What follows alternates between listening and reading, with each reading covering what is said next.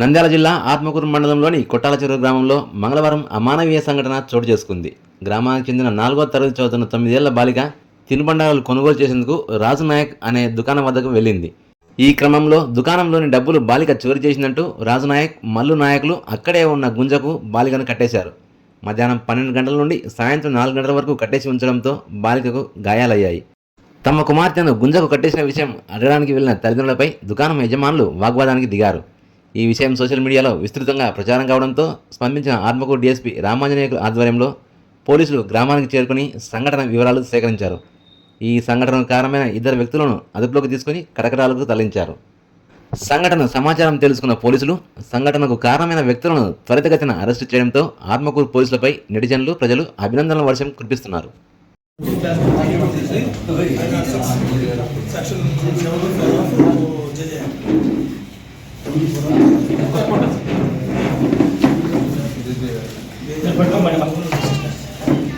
ఏమంటే పైన లేదు కదా.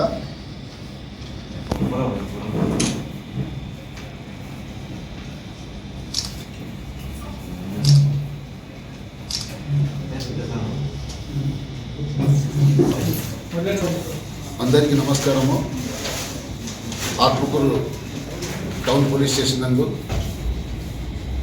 17/8/2026 తేదీ 12 గంటలకు కొట్టాల చెరువు గ్రామంలో ఒక మైనర్ అమ్మాయి పావని అని 9 ఇయర్స్ పాప అదే గ్రామంలో రాజు నాయక్ పెట్టి షాప్ నందు కుర్కురే కొనేదానికి పోయింటే అక్కడ ఏదో పాప చిన్న పొరపాటు చేసిందని మల్లు నాయకు రాజును కలిసి ఆ పాపను వాళ్ళ షాప్ దగ్గరే గుంజకు తాడుతో కట్టేసి ఆ 2 చేతులు కట్టేసి 12 గంటల నుంచి సాయంత్రం 4 గంటల వరకు అక్రమంగా నిర్బంధించి పాపకు అవమానం చేయడంతో వారమ్మ, వారి తల్లిగారు గంగమ్మ ఈరోజు ఇచ్చిన కంప్లైంట్ కేసు నమోదు చేసి రాజు నాయక్ను, మల్లు నాయక్ ఇద్దరిని ఈరోజు అరెస్ట్ చేసి కోర్టుకు పంపిస్తున్నాము.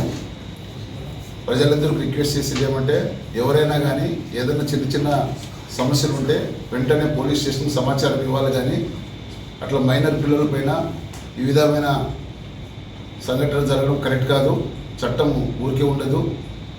వారికి కూడా చాలా గట్టిగా కౌన్సిలింగ్ చేసి మళ్ళీ ఇటువంటి పొరపాటు జరగకుండా మా పోలీస్ డిపార్ట్మెంట్ తరఫున మా వంతు మేము కృషి చేస్తున్నాం.